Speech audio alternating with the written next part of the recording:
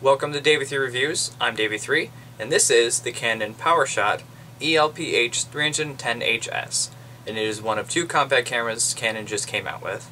I did an unboxing video of this. If you haven't seen it or would like to see it, I'll put an annotation on the screen, and you can go watch that if you really want to watch me unbox it. Let's get into the review, shall we? So first of all, I think this is a pretty fantastic camera, and I would recommend it very highly. And there really isn't much bad I could say about it, but that might depend on how you're going to use it. So I'll talk about that more throughout the video though. Now to start off, let's go over some basic features that you can find, on the Canon website. Now first and foremost, it's slim and lightweight. It has a 28mm angled lens, and it's 12.1 megapixels. It has an 8x optical zoom. It has an optical image stabilizer for video. It shoots in full 1080p video. It has a high-speed burst mode for photos, a slow motion video mode, a 3-inch LCD screen, but it's not touch, face detection, which is more for autofocus, and it has special scene modes, which are basically effects and filters that you can use for photos or video. Now, like I said, I think it's pretty fantastic, but it'll really depend on what you want to use it for, if this camera is really going to be good for you or not. Like me, I use it for more personal things like vlogging, and just taking pictures, like with my friends, or if I'm just out somewhere and I take a picture of something random. Like I took quite a few pictures at the lake, or it's fall and the leaves are turning, and took some pictures of that. It's just kind of whatever. So if you're more like me and using it for more personal stuff, if you travel even a lot too, there's probably a really great camera to have with its video and photo qualities to it. But if you're going to be using it for professional purposes, which I don't really know why you would, but it's not going to be good for that. It's definitely more of just a personal kind of use camera. Now that might be obvious since it's a compact camera, but I still think I should throw that out there and say that while I think it's a great camera, it might not be suited for every single purpose. Like for instance, it is not good of taking action shots. Like if something is in motion, it gets very blurry if you take a picture of it. You can take video of it, that's just fine.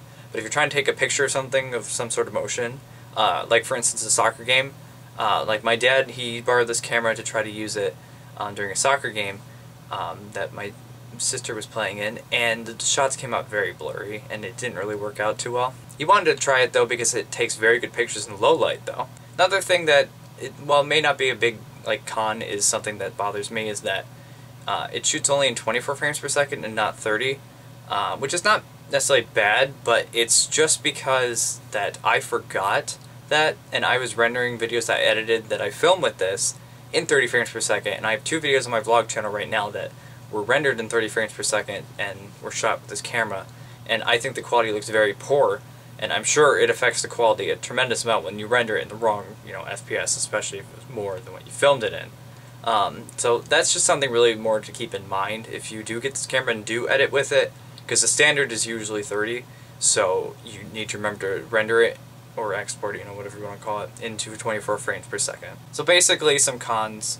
I mean, like I said, there's not too much bad I can honestly say about the camera, but it does not take good action shots, and it only films in 24 frames per second, which really looks fine. It's hardly a con, but it's something worth mentioning, and something, again, you really need to keep in mind.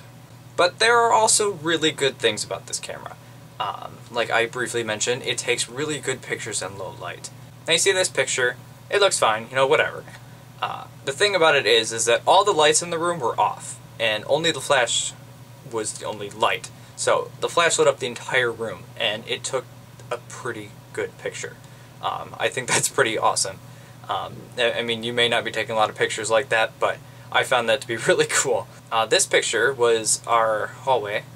It's from our living room, which it looks pretty good, and that day it was really cloudy and really overcast and our house is mostly lit by our windows, and if there isn't much sunlight coming in, or if it looks really cloudy, then it doesn't light up very well. So it was very dark in this room when I took that picture, even though it was during the afternoon.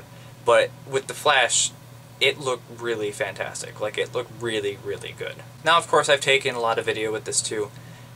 Like I said, it takes 1080p video. I have a vlog channel. You can go watch the videos on there if you really want to see them. But like I said before, is that I rendered some of them in 30 frames per second when I should have rendered them in 24, so the quality of a couple of those videos are my fault and not the camera's. But overall, like, when I was looking at the raw footage and all that, it looks really good. And like 1080p video on this small little camera is pretty amazing.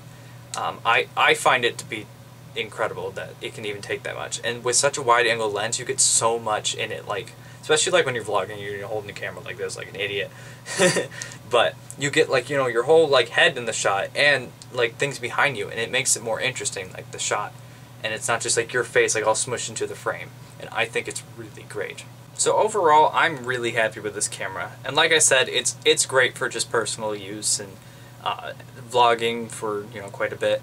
I pretty much just keep it in my pocket. It's like, you know, lightweight and slim, like I said. And I just carry it around everywhere and use it, you know, whenever I want. And it's really awesome, and I really like it. The microphone's like for videos on top. You got to kind of be careful if, you know, you're putting your fingers all over it, then it starts to sound really weird. You know, and obviously, like, if it's really windy, it'll be kind of hard to hear with the audio. So I'm really happy with this camera. I'm glad I bought it, and it just takes great pictures, it takes great video, and I don't know how much I can say, but like, I think it's fantastic. And I would highly recommend it to anyone who's using it for personal uses, such like myself. If you want to learn more, or instead of, you know, just watching this whole thing again, you can read my blog post about it, which is basically the same thing as what I just said now, just in text format, maybe a little more detailed, just because I can get text down easier than I can yap in front of a camera. And I'll have all the picture examples that I showed on here, and basically everything I've said will be in the blog too, so you can go read that, or read it again, or, you know, refer that to somebody, something like that, you know. So I hope you enjoyed this review, and I hope it was helpful. And I will see you guys next time. Be sure to subscribe and like and share this video if you thought it was interesting. And I'll put a link below to the camera on the Canon website, so if you want to buy it. Pro tip, you just buy it from Amazon. It's a little cheaper there. Just saying. I'm just saying. I'll put a link to that too. Okay. Just don't. Anyway.